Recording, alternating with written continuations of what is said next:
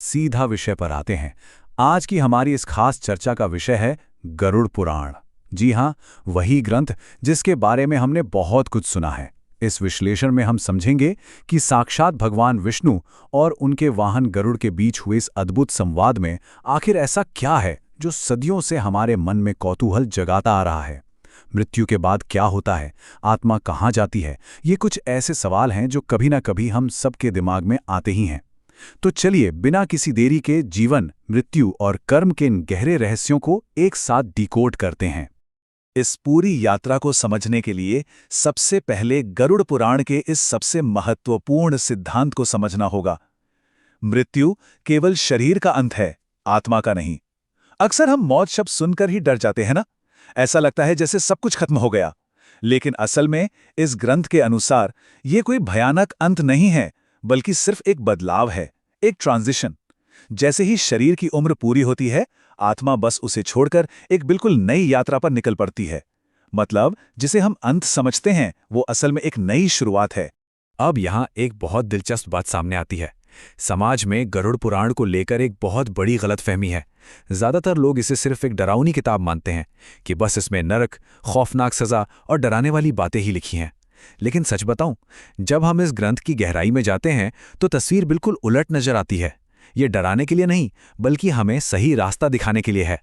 ये एक ऐसा गहरा आध्यात्मिक मार्गदर्शक है जो हमें याद दिलाता है कि हमारा आज का हर एक कर्म हमारे आने वाले कल को कैसे बनाता है।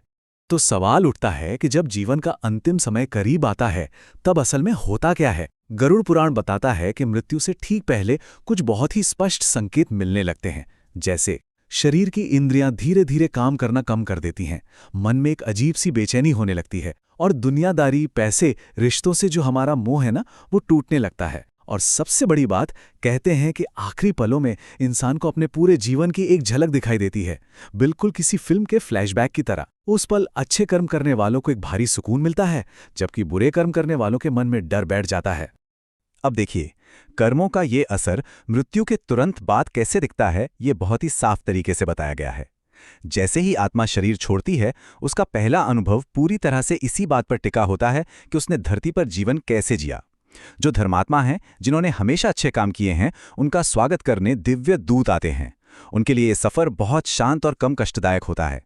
लेकिन दूसरी तरफ जिन्होंने जीवन भर पाप किए हैं, उन्हें लेने भयानक यमदूत आते हैं। उन्हें उस समय भारी डर और पीड़ा से गुजरना पड़ता है। मतलब हमारे आज के कर्म हमारे मृत्यु के ठीक बाद के अनुभव की पूरी स्क्रिप्ट लिख रहे होते हैं। लेकिन ठहरिए, आत्मा शरीर छोड़ते ही सीधे यमलोक नहीं पहुंच जाती। गरुड़ पुराण के मुताबिक मृत्यु के बाद पहले 13 दिनों तक आत्मा अपने ही घर परिवार के आसपास भटकती रहती है। वो अपने अपनों को देखती है और इस दुनिया से अपना लगाव धीरे धीरे छोड़ने की कोशिश करती है। यही वजह है कि हमारे यहाँ 13वीं के संस्कार को इतना अहम माना गया है। घर वालों की तरफ से किए जाने वाले श्राद्ध, पिंडदान और प्रार्थनाएं, ये कोई मामूली रस्में नहीं हैं। ये असल में उस आत्मा की मदद करते हैं ताकि वो शांति से इस दुनिया का मोह छोड़ सके और आगे बढ़ सके। और फिर 13 दिन बाद शुरू होती है यमलोक की असली यात्रा। यहां फिर से कर्मों का वो सीधा हिसाब देखने को मिलता है। जो पुण्यात्मा है, जिन्होंने अच्छे काम किए हैं, उनके लिए ये रास्ता किसी सुखद आध्यात्मिक सफर की तरह बहुत ही आसान होता है। लेकिन जिन लोगों ने जीवन भर सिर्फ गलत काम किए, उनके लिए यह सफर बहुत ही मुश्किल और लंबा हो जाता है। उन्हें रास्ते में भयंकर भूख, प्यास और न जाने कितनी बाधाओं का सामना करना पड़ता है। ये सब इस बात का सबूत है कि हम भले ही इस दुनिया से चले जाएं, लेकिन हमारे कर्म साए की तरह हमारा पीछा करते रहते हैं। खैर, इस रास्ते को पार करने के बाद आत्मा आखिरकार यमलोक पहुंचती है और यहाँ की जो न्याय व्यवस्था है वो बिल्कुल अचूक है। यमलोक में आत्मा का सामना भगवान चित्रगुप्त से होता है। चित्रगुप्त जी, जिन्हें हम सबका हिसाब रखने वाला देवता मानते हैं, वो आत्मा के हर छोटे बड़े, अच्छे बुरे कर्म का पूरा बही खाता सामने खोलकर रख देते हैं, बिल्कुल सटीक, बिना किसी गलती के। और बस इसी ईश्वरीय न्याय और कर्मों के हिसाब से यह तय होता है कि अब इस आत्मा को स्वर्ग का सुख मिलेगा, नरक जाना होगा या फिर पुनर्जन्म लेकर वापस धरती पर आना होगा। अब अगर किसी के बुरे कर्मों का पलड़ा भारी हो तो गरुड़ पुराण में नरक का भी बहुत विस्तार से जिक्र मिलता है। वहां झूठ बोलने, चोरी करने या बिना वजह दूसरों को तकलीफ देने जैसे हर एक पाप के लिए अलग अलग और कठोर सजा तय की गई है। लेकिन यहां एक बात समझना बहुत जरूरी है। इन सजाओं के बारे में बताने का असली मकसद बदला लेना नहीं है, बल्कि इसे एक चेतावनी या डिटरेंट की तरह बताया गया है। इसका सीधा सा मतलब ये है कि हम इंसान इन नतीजों के बारे में जाने, डरे नहीं बल्कि जागरूक हों, ताकि हम गलत रास्ते पर जाने से बचें और हमेशा नैतिकता के रास्ते पर चलें। दूसरी तरफ अगर हम अच्छे कर्मों के नतीजे की बात करें तो स्वर्ग का नज़ारा बहुत ही खूबसूरत है। स्वर्ग को एक ऐसी जगह बताया गया है जहां सिर्फ और सिर्फ सुख, शांति और आनंद है, कोई दुख नहीं। लेकिन हाँ, ये जगह सबके लिए नहीं है। ये विशेष स्थान सिर्फ उन लोगों के लिए रिजर्व्ड है जिन्होंने जीवन भर सच्चाई का साथ दिया, दूसरों पर दया की और निस्वार्थ भाव से सेवा की। कह सकते हैं कि एक अच्छा और सच्चा जीवन जीने का यह सबसे बेहतरीन ईश्वरीय इनाम है।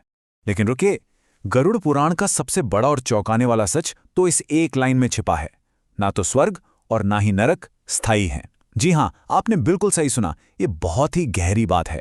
इसका सीधा मतलब यह है कि चाहे किसी ने बहुत अच्छे काम करके स्वर्ग पा लिया हो या बुरे कामों की वजह से नरक में हो, दोनों ही जगहें हमेशा के लिए नहीं है।